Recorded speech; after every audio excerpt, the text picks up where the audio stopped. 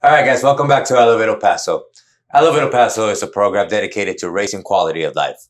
We do this through inspiration and education, and through raising the spotlight to those who are raising the name of our city and our community.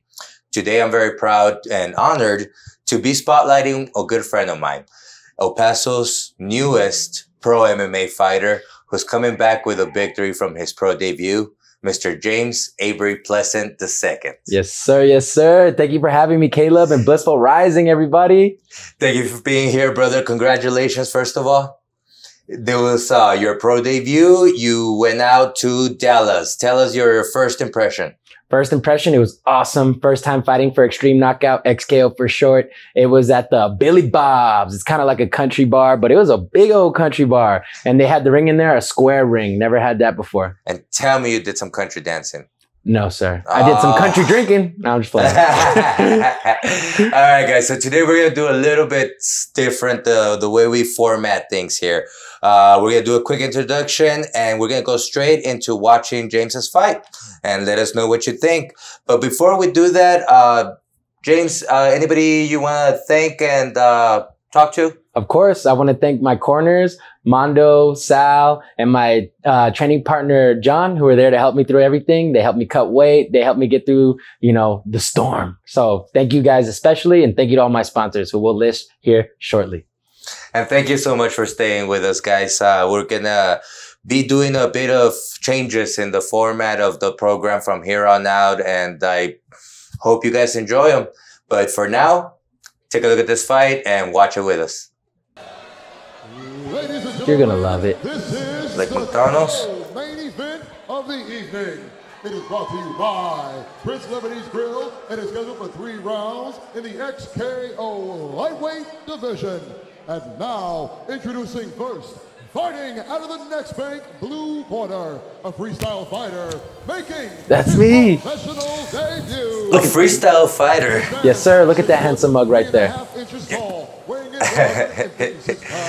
You look huge for your weight, man. Dude, I'm so tall. It should say 6'3.5", but they don't normally put the 0.5 on there. Because the 0.5 matters, It right? matters. With shoes, I'm probably like 6'5". Right. What goes through your mind when you hear your name? When I hear my name, I'm like, yeah. Does it pump you up? Yeah, but I can't like everyone knows I got a lot of energy, right? But I'm like, I gotta last. So like, I try not to extinguish the flames or like, what when you like ignite too soon? I'm trying to think of the saying people say. Well, yeah, but I've seen fighters who hype themselves up right before the fight. Mm-hmm. And the one thing about you is that you're super level-headed. Not just in the beginning, but it seems throughout the whole fight. All the fights I've seen of you, you keep the same expression. You try to keep it cool. Right. I try to keep it calm. I don't like to fight like emotional or like I know some people are like, when I get there, I see red. And I'm like, shut up. You don't know shit. Excuse me. You don't know. Please. No, I'm saying, but no, I try to keep it level-headed and I try to keep calm and collective. And like, I don't know. I've been doing martial arts a long time. Like I did wrestling, taekwondo. I've done jujitsu. So throughout the whole time, I always think intelligently. And I've never been a big, strong guy. So I got to use my wits, and my skills. I can't just go out there and hope to knock the guy out. So you come out attacking. You come out, you guys are gauging each other out. Right. But I guess the biggest surprise is that it seems like he had one strategy and he stuck to that strategy the whole time. I know. We don't want to spoil it for people who are just watching now. But no, yeah, I was a little surprised too. He seemed to keep his distance, which I guess is good against someone like me. Well, actually, no, because I like it when I fell right there. I felt so embarrassed. I was like, damn, dude, the fight just started and I fell on my butt. Hey, but look at those shorts though. Oh, I pressed them myself. Thanks to Gio, that's my homie right there. He's got a cricket machine and we busted out all those logos. Catch that kick. Got the single leg here. So you start peppering him. Yeah, so this was a majority of the fight here, just me against the cage. Him, have me and I'm just throwing peppers, pepper. And it was crazy because I remember after the first round, I was like, I wonder if those hurt. But then I remember the second round, like, he starts, I see his face and I see it's like bruised up and stuff. And I'm like, oh, the pepper works. Right. Well, his ribs on the second round, his ribs started getting red. Oh, true. Because it was really, if you really notice, I have the right overhook the whole time, and I mean the left overhook, and my right hand is doing the peppering either towards the ribs or towards the head the whole time, pretty much. That takes so much effort that he's spending on you right there. And you kept your balance just about the whole time. I agree. Wrestling is so exhausting, man. So exhausting. I think it's probably one of the most exhausting things about mixed martial arts. I was surprised. He's definitely a very tough opponent. Definitely had a lot of gas in his tank. The grind is real when you're on the cage here. Good try there. I seen him, his last fight that he fought actually for Extreme Knockout at the same venue. This was back in June, I believe. And back when he fought back in June, I saw that he fought another guy, and the opponent really gassed himself out that first round, and they were just going at it. But he still had energy to go. So that was something I was definitely keeping note of. Good balance there by Pleasant. He definitely wants to get that single leg. He's going for the double leg right there, but he goes back to the single. But again, that takes so much effort to do, and to continuously keep that pressure on you. And I mean, you're pretty strong. Well, another thing too is, like, I've been wrestling most of my life. I know I didn't demonstrate it in my wrestling here. My wrestling friends are upset with me, but it's kind of like, to me, it's like, dude, I don't know if he knows my background, but you would think 6 out of my 7 wins are finishes via submission. And I used to be a wrestler, so why would you want to wrestle me or take it to the floor unless, like, you're very confident in your wrestling or submission game? That was my mentality on that. Looking for that single leg. He was in the undefeated streak right here. Yeah, I believe he was 5-1. No, well, 3-0 professional. Well, 3-0 professional. Oh, that means I think he's had 6 fights, because I think he had 3 amateur. I don't know. You could always check topology.com. It's not always accurate, but, you know, for the most part, it has people's records and stuff. And you know what's funny about that on Topology? Guess what the rating was for my success to win this fight? What's that? They have like a pre-judge where people can rank to see who wins. Yeah. They said I had only a 6 or 7% chance of winning, and he had a 94% wow. chance. Wow. Did they not see your last fight? Well, I guess it's because it's your pro debut. Right. The amateurs don't really mean anything, I guess, you know? Yeah. Plus, this guy's a hometown hero. He's from Dallas, so of course, you know. And the gym he trains at is super legit. Yes, so I've heard.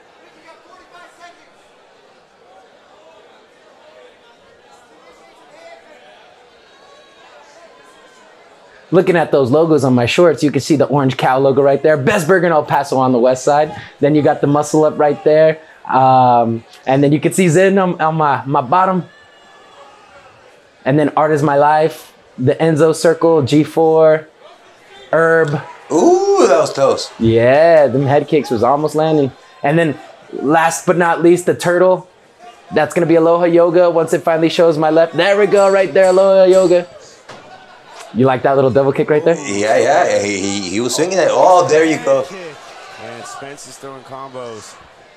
You were so active. You were so much more active than him. Mm-hmm. And he's supposed to be a brawler. Right, which threw me off, and that's why his whole strategy for coming at me was just not what I expected. You know, I thought he was going to be a brawler, a banger, high intensity, and that's not really what was there. So, I don't know. Well, it worked out for the best.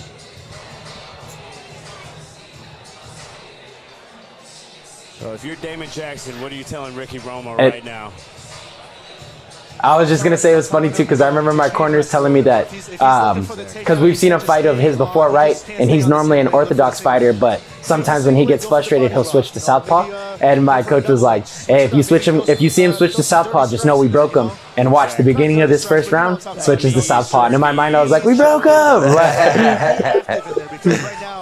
I think he might be down because at the last of that round, he got wobbled a little bit. He got wobbled a little bit with that head kick there. All right, so you got the first round. You see that southpaw stance? Yeah, yeah. There's a kick to the ribs. Yeah, Spencer has some deceptive kicks. See, that's the thing. He wasn't even countering. You were able to go in there and do all kinds of combos on him. Right. There was very few times I remember him actually striking, to be honest. I would say maybe 3 strikes. And then right here, the takedown, when he got the takedown, I was actually trying to go for a submission. I was trying to go for a, what do you call it?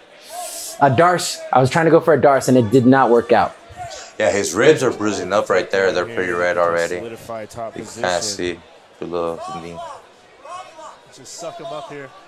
Get him on his back. Right now Sorry, I tell my wrestling friends. They get so upset. They're like, why'd you let him take you down? That's terrible. Get off the cage. And I'm like, I didn't feel in danger. That's no excuse. And it's like, I'm sorry. I mean, you're using your jiu-jitsu right there. You're keeping him off balance. Yeah. The key here was he was trying to take me off the cage, and I wanted to prop myself up. And so I'm trying to basically flatten him out. So if you see, I kind of kick at that, what do you call it? That's his left leg. I kick at it right now to kind of like push him off me. Yeah, what you're trying to do is use your back to crawl up the cage, right? Exactly. Trying to crawl up the cage. And he's trying to take me off the cage so that way I'm more kind of pinned.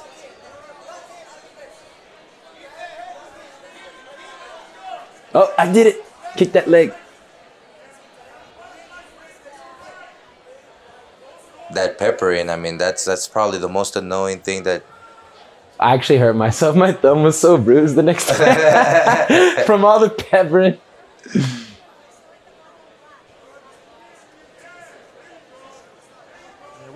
Controlling him right now, but you still have that underhook. Any thoughts of doing like some triangle or anything right there? You're still trying to just get up. Definitely going for a triangle. And then I don't know if you could hear, but his corner the whole time is like, watch that triangle, watch that triangle. So basically that's what I'm doing. I'm trying to set up the triangle. But right here, you see it's like about to come by. I just need to put that right leg over his shoulder for a triangle. Right. He's not letting me, obviously. He's doing a good job. Ricky does a good job of nullifying that. Oh, look, the announcer said exactly what we said. How's it feel to see yourself? I'm a critic, so I'm just looking the whole time how I could have done it better. But, you know, it looks good. James overthinks things. No, I don't.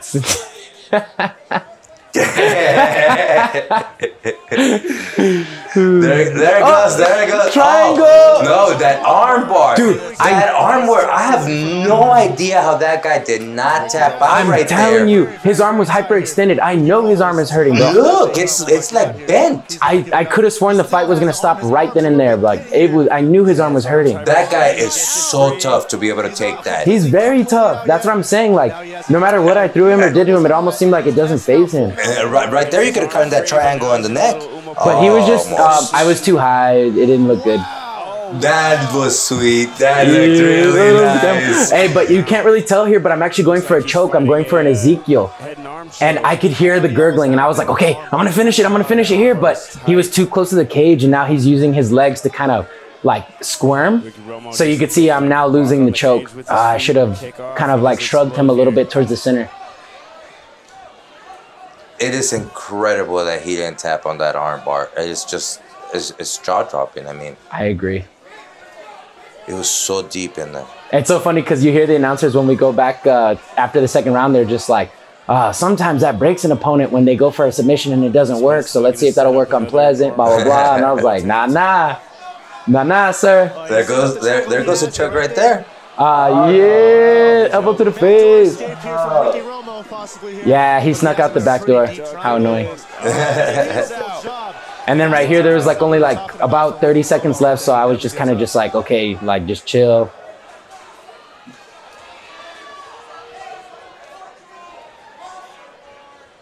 You know, even though he kind of finished dominantly, I feel like I still took this round.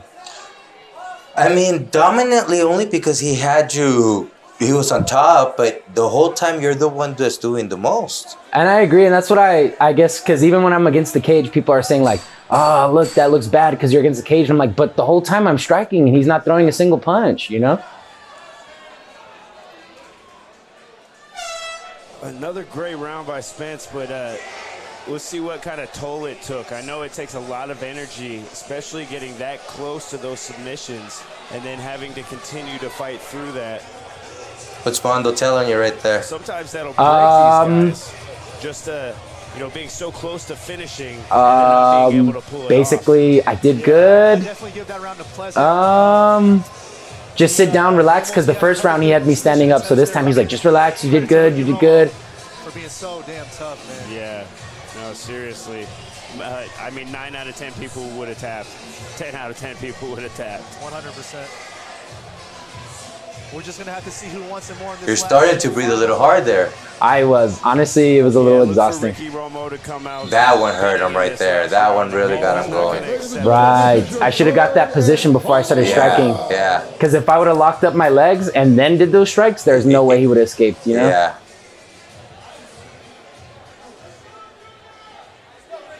That cage looks big. It is a big cage. Probably one of the biggest cages I've been in.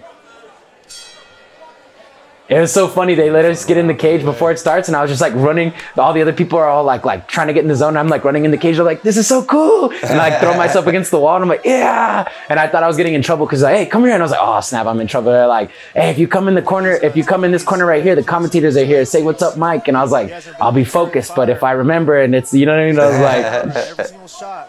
That was a good one. Those take your wind out. yeah, that little leg. Oh, he got you right there. He got me. I think he should try to keep it standing up. And it was square. It was good. Yeah, he definitely got me. And that was what I was expecting from him, a lot of overhands, because I've seen he's a powerful guy. Yeah. I think, I think most of us were expecting that. He's a good striker, so I don't know what his strategy was for this one. I don't know. I would like to see him break Single leg, obviously. That's a strategy. Yeah, but Get that single leg. Oh, beautiful. Head kick. Wow. Beautiful. That face is turning red now. There you go. I'm not gonna lie, my foot was a little sore afterwards from that one. But Cannot leave these strikes unanswered. Oh, there we go. there, he see that. Yeah, that see got him going. Yeah, see, that was the brawling I was expecting. Looking for the ankle pick here. Transitions into the single leg. I wonder what he thought he was gonna try to do once he got that single leg. I don't know, and that's what makes me wonder too, because it's like I said earlier, 6 out of my 7 wins have been submissions. So unless you have amazing groundwork or better than mine, I don't understand why you take it to the floor. Right here is when I started to get comfortable with the striking, and I started throwing those elbows, and they were landing. Like I could feel the elbows going in his temple, and you could see he put his arm up to block. Yeah. And that's when I'd start going for the ribs again, and you could see the ribs are getting a little red. Yeah. Yeah, no, he did not like those elbows. They look solid. Yeah, no, they were definitely landing too. Nice. Changes his head position. That's what he needs to do. Goes right to the body lock. Oh, shout out to you couldn't see him, but shout out to that guy in the corner. He has like the glasses and the red dreads. He's a cool cat. He was like bringing everybody in and out in the back. And he has his own gym. I saw him actually at like one of the last jiu-jitsu tournaments. He's right there in the corner with the glasses and the dreads. He's a cool cat.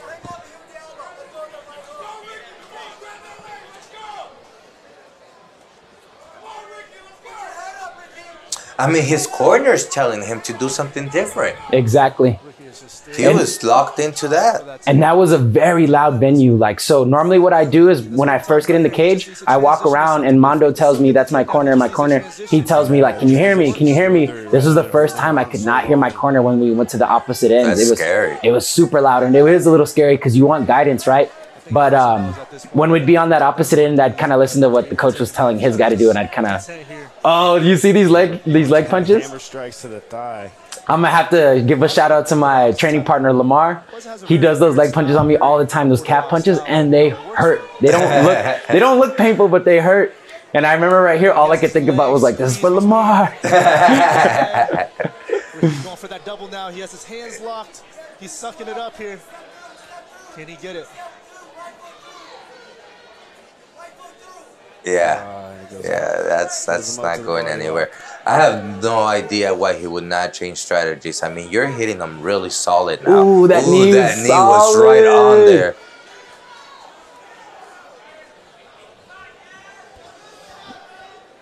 I could tell like towards this third round, I was really more comfortable against the cage, like striking.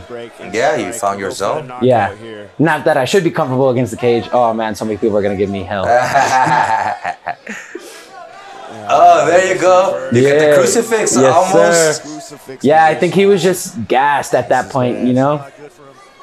And you can't really see from this angle, but I was actually going for a Kimura. So I was just working my way up, trying to go for the Kimura. Neon belly, I hate those. But you know what it was right here? I started being annoying. I was like covering his mouth. Smothering him. And then with my right hand right here, boom, that elbow. I threw that elbow to his ribs and I knew it was super soft and that's why he gave me his back. There you go. You have it right on that chin. You got a crank going on. Yeah, it was definitely a crank on the chin, not under the neck at all. And there's only, mind you, there's less than 30 seconds left. So I was just like, I gotta finish. Cranking that with all your might. Yeah. There you go. Beautiful. Yes, sir. What's going through your mind? Look at that handsome mug. What's going through your mind in the ring, sir?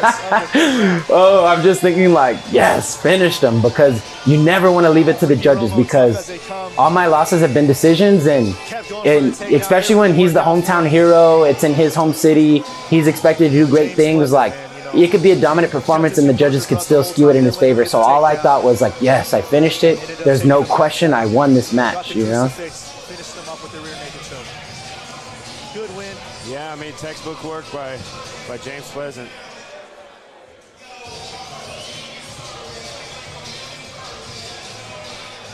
Well, there you have it, guys. I hope you guys enjoyed it. Myself and everybody else is very proud of this young man who went out there and really kicked some butt and put our community's name up high.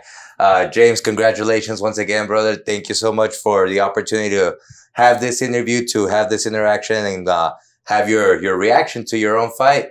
Any last words before we let you go? Yeah, I just want to say thank you for everybody who watched. Thank you for everybody who supported. Thank you everybody who came out. Thank you to Extreme Knockout, Thomas, the promoter, for this opportunity. You're amazing. Thank you to my coaches and my corners, to all my teammates. So, you know, this all couldn't have been done without you guys. So, and this is just years and years of effort and grinding and support. So thank you. I really appreciate this. This is the second fight interview with Dewey James. In the first one, I'm pretty sure there was a promise to all of us who bought the fight about some shirts or something like that. I was supposed to have a raffle for like a shirt, not like this one, but a one that I pressed. I didn't make this shirt, but so if you guys send me your emails, maybe we can do a raffle. I'm actually working on some swords right now. What's up? Look at these. I'm making these right now. They say Zen on them. I'm carving them out. But yeah, so maybe we can do a raffle. I even have some little swords too. and that's Young Avery 12, right? Yes, sir. Young Avery 12. Follow me on Instagram. All right, brother. Thank you so much for the opportunity. Cool. Thank you, everybody. And have a good morning. Elevate Paso. And stay tuned, guys. Up next, we have the girls from Stealth football team, El Paso's first pro football women's all contact.